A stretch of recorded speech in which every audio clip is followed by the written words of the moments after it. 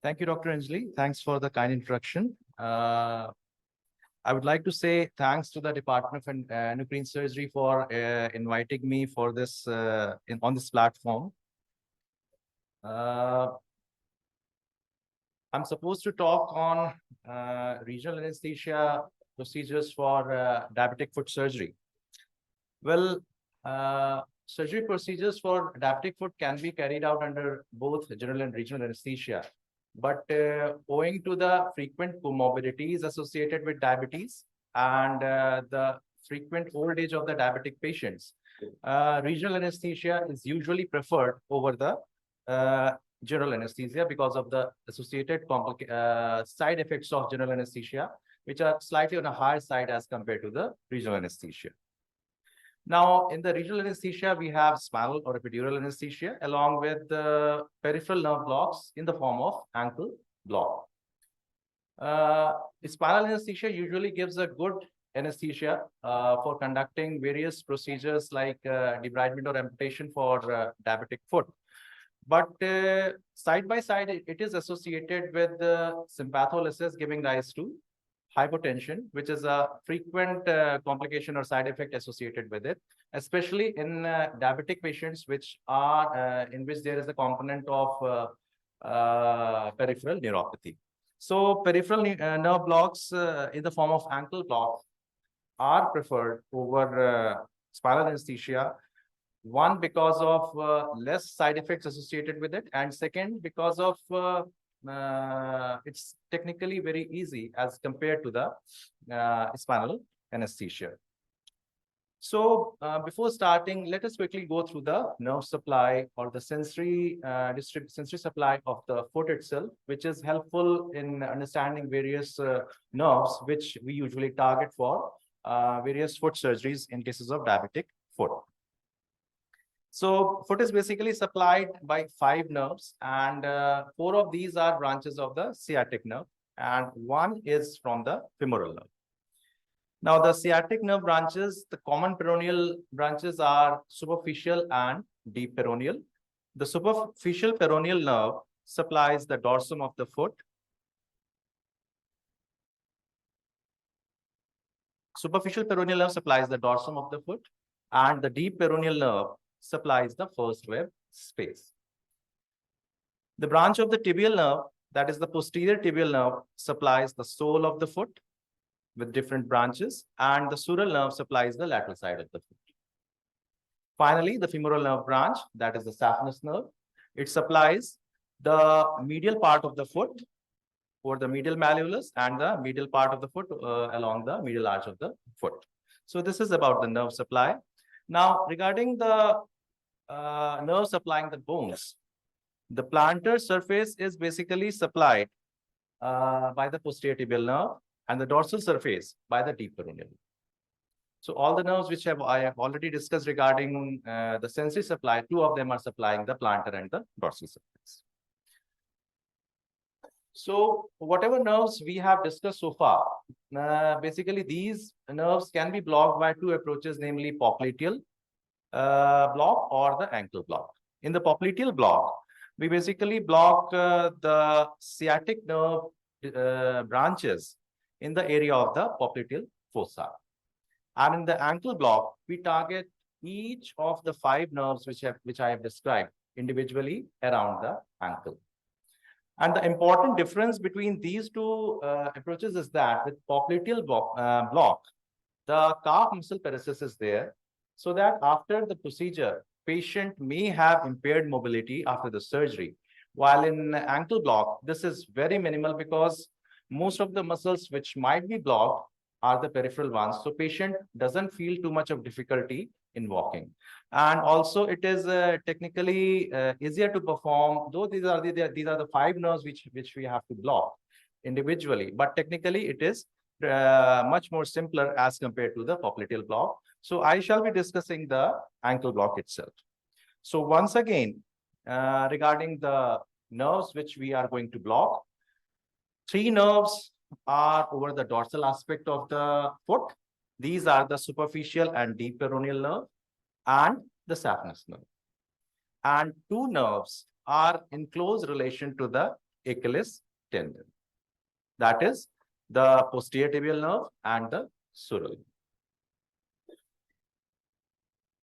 Now, the important landmarks which are useful while giving this block, these are the medial and the lateral malleoli and the intermalleolar line.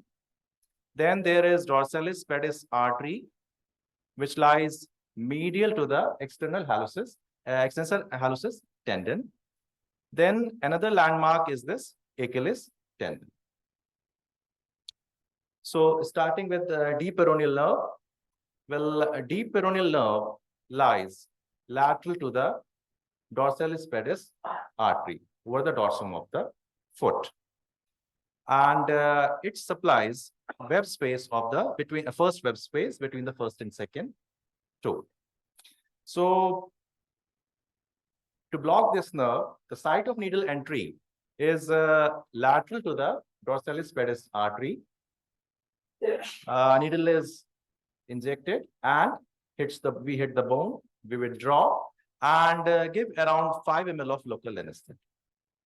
Well, this block can also be performed under ultrasound guidance, and the ultrasound probe is placed between the two malleoli, and we identify the dorsalis pedis artery over here. And lateral to the artery lies the nerve, and here we inject the local anesthetic.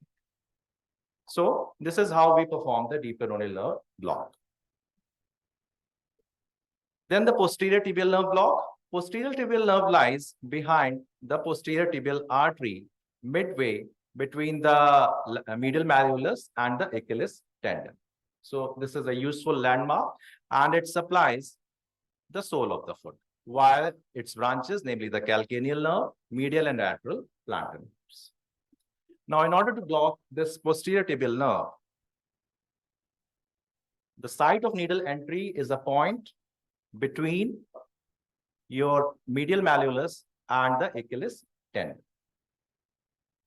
Here, the needle is entered and we inject 5 ml of the local anesthetic, and another usual landmark is the posterior tibial artery, because our nerve lies behind the posterior tibial artery.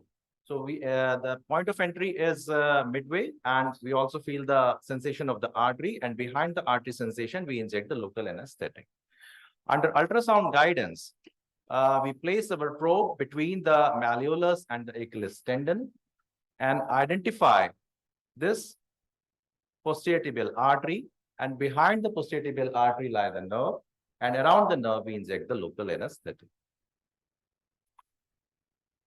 Then this superficial peroneal nerve, it's a subcutaneous nerve which lies along the lateral malleolus.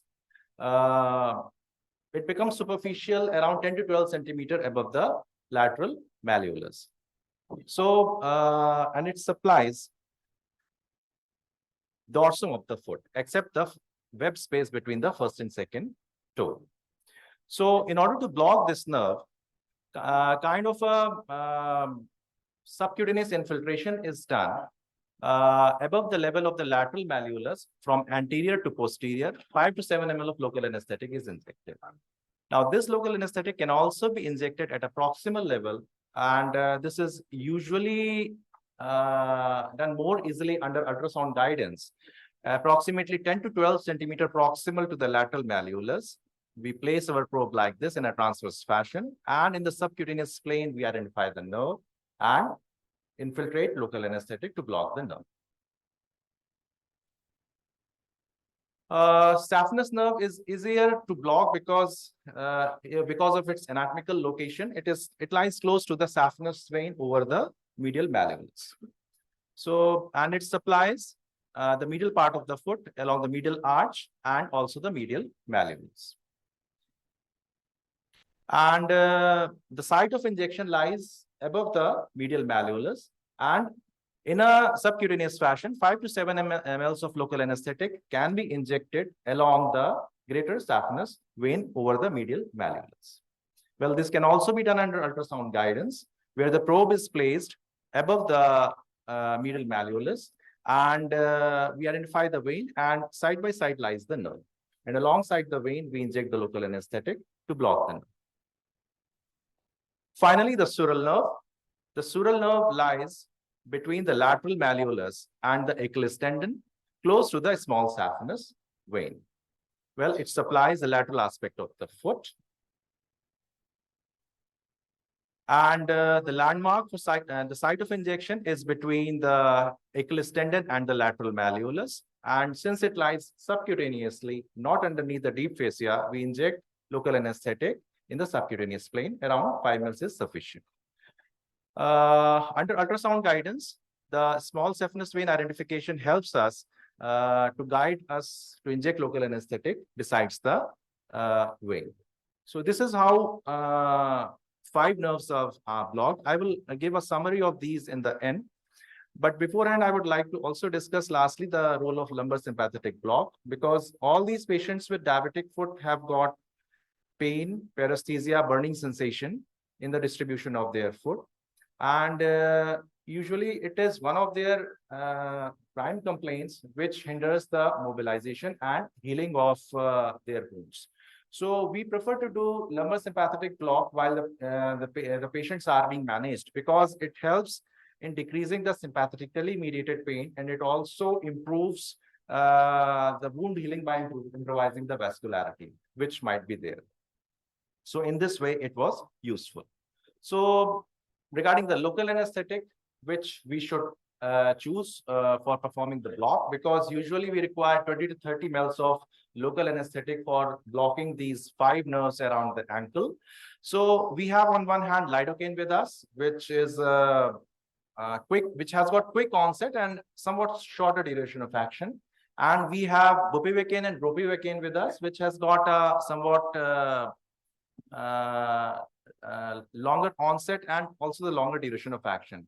Among this, ropivacaine has got a longer duration and also quicker onset, so it is preferable. And if we look like 0.5% of ropivacaine and 0.5% of bupivacaine, approximately 25 to 30 mL in safe, as if we look into the adult population having a body weight of somewhere around 50 to 60 kg.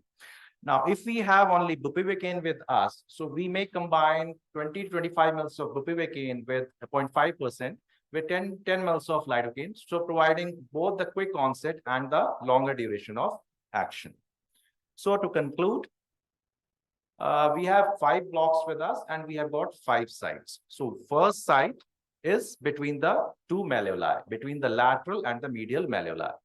Then we have 2 sites which lie between both malleoli and the Achilles tendon. That is, one between the lateral malleolus and the Achilles tendon for the posterior tibial nerve block, and for the sural nerve block between the lateral malleoli and the Achilles tendon. And finally, we have 2 blocks, that is for the saphenous and the superficial peroneal nerve block. We have to provide, we have subcutaneous infiltration above the respective malleoli. So 1 between the 2 malleoli, 2 and 3 between the Achilles tendon and the malleoli, and 4 and 5 over the malleoli in a subcutaneous infiltration fashion. That's all from us. Thank you.